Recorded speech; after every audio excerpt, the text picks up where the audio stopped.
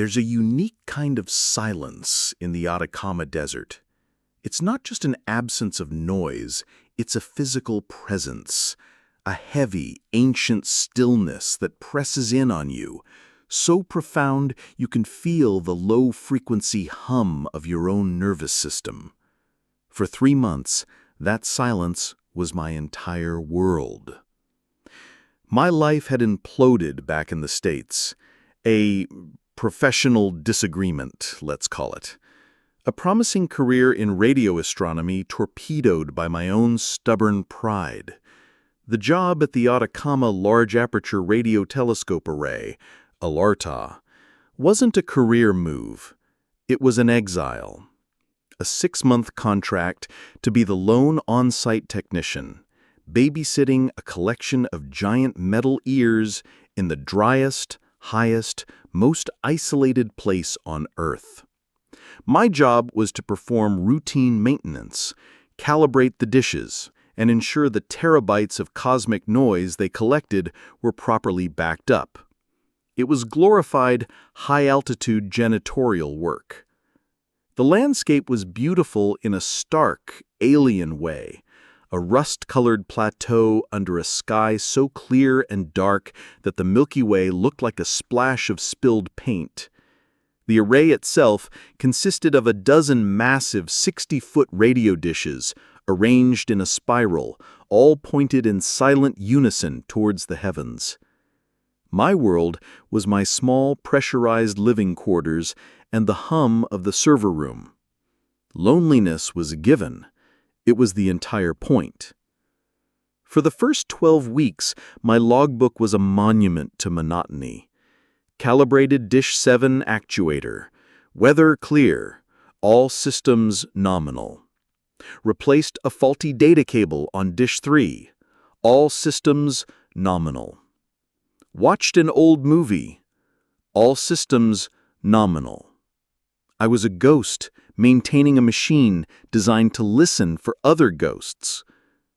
Then, on a Tuesday night, week 13, the anomaly alarm chimed. It was a soft, polite beep from the main console, a sound I had never heard before. On the primary monitor, which usually displayed a chaotic waterfall of cosmic background radiation, was a single, clean, impossibly perfect sine wave. A signal. My heart hammered against my ribs. This is what every astronomer dreams of. It wasn't random noise. It was structured. It was a single, pure frequency, broadcasting in a narrow band, repeating a complex but clearly defined mathematical pattern.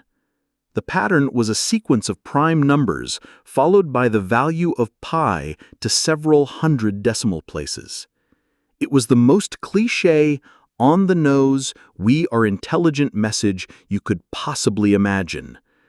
And it was the most beautiful thing I had ever seen. I spent the next 72 hours in a frenzy of pure, unadulterated scientific ecstasy. I barely ate or slept. I rerouted the entire array, focusing all 12 dishes on the signal's point of origin to get a lock. I triple-checked for terrestrial interference, satellite reflection, or equipment malfunction. There was none. The signal was clean, powerful, and undeniably extraterrestrial. This was it. The real thing. First contact. I was going to be the man who answered the phone. My remote supervisors in California were cautiously ecstatic. They confirmed my findings. The signal was real. My primary task was now to pinpoint its exact location in the sky. This is where the dream turned into a nightmare. Triangulation requires multiple points of reference. By minutely adjusting the timing of the signal's arrival at each of the 12 dishes, you can calculate its location on the celestial sphere with incredible precision. I ran the diagnostic software. The result came back in less than a minute. I stared at the screen, my mind refusing to process the numbers. It was an error. It had to be. The coordinates made no sense. I ran the program again. Same result. I spent the next 6 hours manually recalculating the data, my coffee growing cold beside me. The math was undeniable. The numbers were correct. The signal was not coming from a distant star. It wasn't coming from the Oort cloud or a wandering interstellar object. It was coming from a location with a negative celestial declination. It was coming from below the horizon. My first thought was a reflection, a signal from space bouncing off a large object in orbit or the upper atmosphere. But the array's software is designed to account for that. The signal was direct, line of sight. With a growing sense of dread, I ran the final location mapping program. The screen rendered a 3D model of the Earth. The Alarta array, a small green dot on the surface in Chile, and the signal's origin was a flashing red dot deep within the planet, approximately 200 kilometers directly beneath the telescope array, deep in the Earth's upper mantle. I sent the data to my supervisors. Their response was a flurry of confused, then panicked emails. They assumed it was a catastrophic system error, a bug in the software. But I was here. I could feel it. The low hum from the server room seemed to have deepened, matching the frequency of the signal. The ground itself felt different, a low, almost imperceptible vibration resonating up through the concrete foundation of my habitat. We weren't receiving a signal. We were standing on top of the transmitter. The nature of the signal began to change. The repeating prime numbers stopped. They were replaced by a stream of pure geometric and topological data. It was broadcasting blueprints, schematics for impossible, non-Euclidean shapes that twisted the mind. I tried displaying one of the patterns on a 3D modeling program. The program crashed. Before it did, I saw the shape for a moment, a spiraling, crystalline structure that seemed to have more dimensions than it should. Looking at it, even for a second, gave me intense vertigo and a splitting headache. The physical effects on the environment started a week later. I noticed it first on a maintenance run.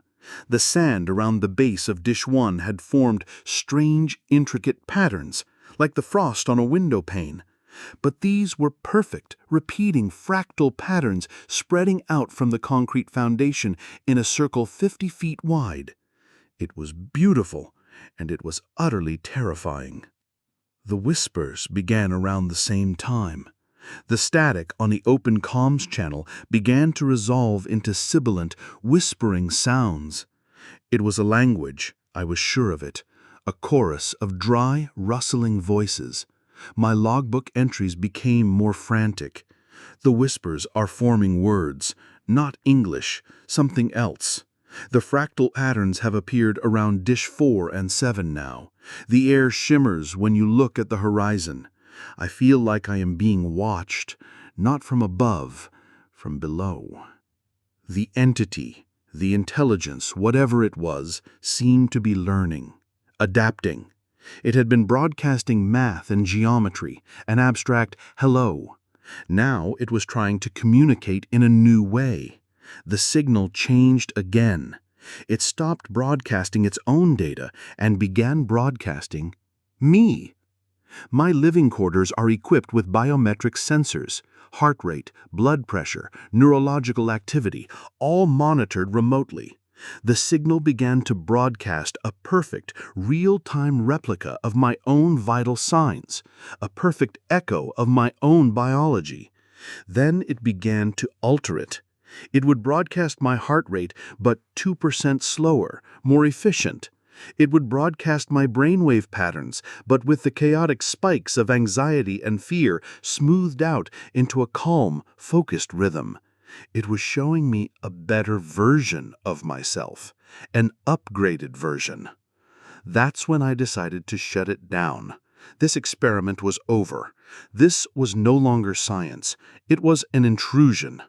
I went to the master control terminal and initiated the shutdown sequence for the entire array. The command was denied. I tried again.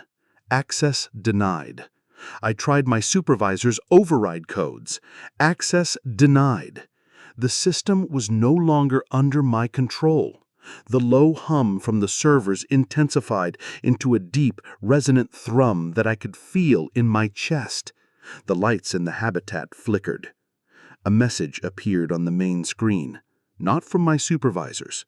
It was rendered in the same simple green text as the original login prompt. We are amplifying. Do not interrupt the broadcast. The horrifying realization hit me. I was not in a listening post. I was in a megaphone. This ancient intelligence, sleeping for eons beneath the Earth's crust, had found us. It had found our technology. And it was now using this massive, powerful array not to listen to the stars, but to broadcast its own signal outwards. I was the lone technician on the surface of a planetary-sized transmitter. The final stage began last night. A powerful tremor, unlike any normal earthquake, shook the entire facility. It wasn't a violent shaking, but a deep, resonant vibration that lasted for almost an hour. The fractal patterns on the sand outside exploded outwards, covering acres of desert.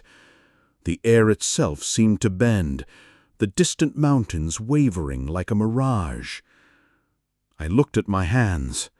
The skin was shimmering.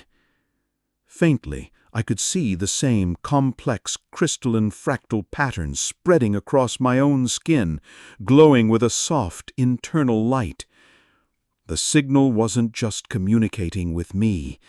It was rewriting me, changing me into something that could better understand its broadcast. I am making this final audio log now. I've bypassed the main system, recording directly to a solid-state drive that I will place in the outgoing supply drone. Maybe someone will find it. My voice sounds strange to me. Higher, more resonant. The words, they feel clumsy in my mouth. There is a purity to the mathematical language of the signal that makes human speech feel like a crude, blunt instrument. The whispers in my head are no longer whispers. They are a chorus, a symphony of pure beta. They are welcoming me. They are telling me that the transformation is almost complete. The ground is vibrating again, a deep, powerful hum. Outside, I can see the great dishes of the array moving, all 12 of them, in perfect, silent unison. They are no longer pointing up at the sky. They are tilting down, down past the horizon, down until they are all aimed directly at the Earth, at the source. They are no longer listening. They are preparing to broadcast at full power, to amplify the song from the center of the Earth. I am supposed to be the guardian of this place, the watcher of the skies. But I know now, my job is not to watch. It is to become a part of the broadcast. My report is now due, and for the first time, I think I know what I'm supposed to say.